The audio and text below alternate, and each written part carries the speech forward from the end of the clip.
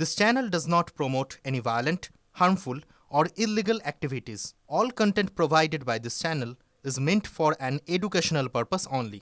আমাদের দলের তৃণমূল কংগ্রেসের নেতৃবৃন্দ আয়োজক এমন কোনো অনুষ্ঠানে যেন এমন কোনো শিল্পীকে দেখা না যায়, এমন কোনো ব্যক্তিকে দেখা জানা যায় গত 2.5-3 মাস ধরে যারা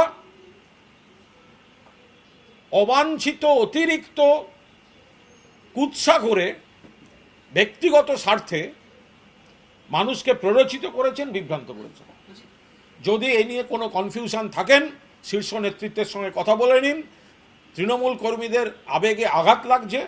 আমার ব্যক্তিগতভাবে গোটা পশ্চিমবঙ্গ ব্যাপী বহু শো ক্যান্সেল হয়েছে এবং অর্গানাইজাররা আমাকে ফোন করে জানিয়েছেন যে ক্যান্সেল হওয়ার কারণ হচ্ছে এটাই কারণ, যেটা নিয়ে আমরা কথা বলছি। তৃণমূলের কিছু মানুষ তারা জানিয়েছেন যে আমাকে যেন না নিয়ে যাওয়া হয়, মানে প্রমাণ সহ কথা বলছি। আমার কাছে হোয়াটসঅ্যাপও রয়েছে যে পলিটিক্যাল কারণে আমাকে নিয়ে যাওয়া হচ্ছে না। এবারে কথা হচ্ছে যে তাদেরকে আমি চিনিও না।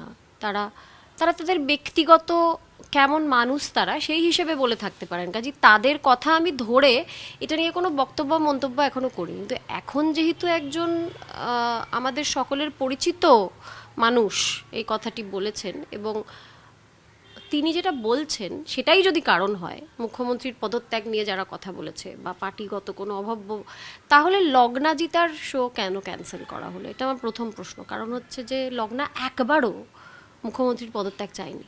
আমি সারাক্ষণ ওর সাথে ছিলাম। আমাকে যতবার প্রশ্ন করা হয়েছে আমি ততবার বলছি না, আমি পদত্যাগ চাই না। আমার ওনার কাছেই আর্জি, উনি তো আমাদের মুখ্যমন্ত্রী, তাই আর্জিটা ওনার কাছেই যে আমাদের জাস্টিস চাই, উনি যেন আমাদেরকে সাহায্য করেন, আমাদের পাশে থাকেন। মুখ্যমন্ত্রীর কাছে তো সাহায্য চাইবই, তারে কার কাছে চাইবো? না চাইলে পদত্যাগ চান, না চাই না।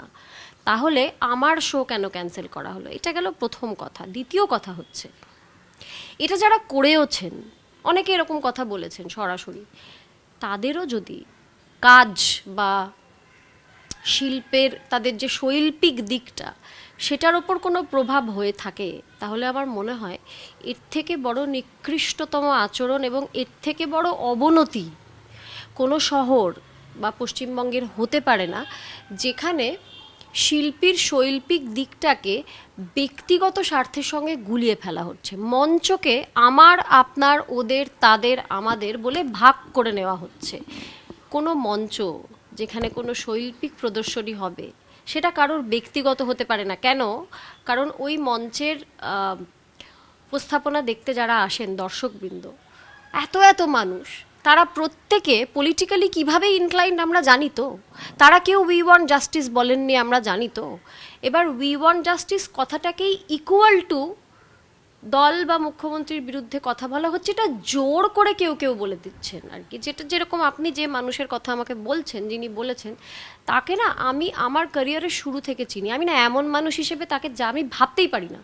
তাকে আমি যেভাবে চিনি, তিনি যে শিল্পীর শৈল্পিক দিকটাকে গুলিয়ে ফেলতে পারেন ব্যক্তিগতভাবে, এমন মানুষ হিসেবে আমি তাকে চিনি না। বরং আমরা, লগ্নাজিতা, আমরা কেউ সরকার বিরোধী কোনো কথা একবারও বলিনি।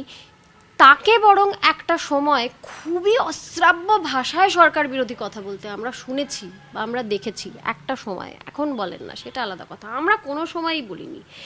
কিন্তু বটম লাইন, অভিষেকবাবু যেটা বলেছেন সেটাই স্বাভাবিক, সেটাই যে কোনো শুভবুদ্ধি সম্পন্ন মানুষ বলবেন। যে কোনো কাজ বা কোনো শিল্পীর শৈল্পিক দিকটাকে গুলিয়ে ফেলার কথা নয়। এবং জাস্টিস তিলোত্তমার ঘটনার ক্ষেত্রে যে কোনো শুভবুদ্ধি সম্পন্ন মানুষ, স্বাভাবিক একজন মানুষ চাইবেন, তিনিও সেটা চেয়েছেন। কিন্তু এই যে বটম লাইনটা ড্র করা হয়েছে যে শিল্পীকে পারফর্ম করতে দেওয়া হবে না বা কাজের ক্ষেত্রে বয়কট শব্দটা ব্যবহার করা হচ্ছে শিল্পীদের ক্ষেত্রে, পারফর্মিং আর্টিস্টদের ক্ষেত্রে, এটা প্লেয়ারের ক্ষেত্রে হলেও আমি একই কথা বলতাম, অন্য কোনো কাজের ক্ষেত্রেও আমি একই কথা, মানে একটার সঙ্গে আরেকটাকে যে গুলিয়ে ফেলা, এর থেকে নিকৃষ্টতম ভাবনা আর কিছু হতে পারে না। এটাকে আমি অবনতি ছাড়া আর কিছু বলতে পারছি না। কিন্তু হ্যাঁ, আমি একজন ব্যক্তি মানুষের মন্তব্যকে নিয়ে ধরে গোটা একটা দলকে নিশ্চয়ই খারাপ কথা বলবো না বা গালিগালাজ করবো না। তবে এটা ব্যক্তিগতভাবে যার ভাবনা সেটা আমার ভীষণই দুঃখজনক লেগেছে এবং আমার খুবই মায়া হচ্ছে এই মানুষটির প্রতি যে এমন ভাবনা নিয়ে ইনি বাঁচেন। ইনি তো এমনটা ছিলেন না, আমার ব্যক্তিগতভাবে জানা, তাই খুবই করুণাও একটু হচ্ছে বটে। যেমন একজনের রাস্তায় নেমে প্রতিবাদ করার স্বাধীনতা আছে, কেউ যদি একটা প্রোগ্রাম করে কাউকে আনতে চায় তার স্বাধীনতা রয়েছে। এটাকে সেভাবে দেখা, সেই দৃষ্টিভঙ্গি থেকে দেখা একদমই ঠিক নয়। পার্টির তরফ থেকে তো কেউ নির্দেশ দেয়নি। না না, কে বলেছে? না, সে টুইটে ব্যক্তিগতভাবে তিনি বলতে পারেন, পার্টির তরফ থেকে কেউ নির্দেশ দিয়েছে? আপনি কোথাও কোনো বিজ্ঞপ্তি দেখেছেন, কোনো নোটিফিকেশন দেখেছেন? যখন ওয়ার্কিং কমিটির মিটিং মমতা বন্দ্যোপাধ্যায় ডেকেছিল তখন এ বিষয় নিয়ে কোনো আলোচনা হয়েছিল বলে আপনারা শুনেছেন? মমতা বন্দ্যোপাধ্যায় কিছু বলেছে? দলের তরফ থেকে আমি পার্টির জেনারেল সেক্রেটারি কিছু বলেছি? প্রদেশের রাজ্যের সভাপতি কিছু বলেছে? না। আমরা সবার স্বাধীনতায় বিশ্বাস করি। আমি এগুলো, আমার কাছে একজন, আমি নাম করছি না, আমার কাছে 4 দিন আগে একজন শিল্পীর ফোন এসেছিল। সে বলল যে আমি শুনতে পেরেছি যে আরজি করার সময় আমরা প্রতিবাদ করেছিলাম বলে আমার একটা সেখানে শো করার কথা ছিল, আগামী সপ্তাহে হঠাৎ করে আমায় ক্যান্সেল করে দিয়েছে। আমি সঙ্গে সঙ্গে, যেহেতু উনি আমাকে ব্যক্তিগতভাবে চেনেন, জানেন, আমাকে রিচ আউট করেছেন, আমাকে ফোন করেছেন, আমি সঙ্গে সঙ্গে যারা মেলা কমিটির সদস্য বা সভাপতি বা যারা কমিটিতে রয়েছে তাদের সাথে যোগাযোগ করি।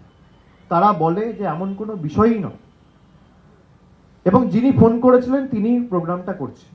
ভাই, এটাই তো বাংলার সাথে অন্য রাজ্যের পার্থক্য। প্রতিবাদ কেন করবে না?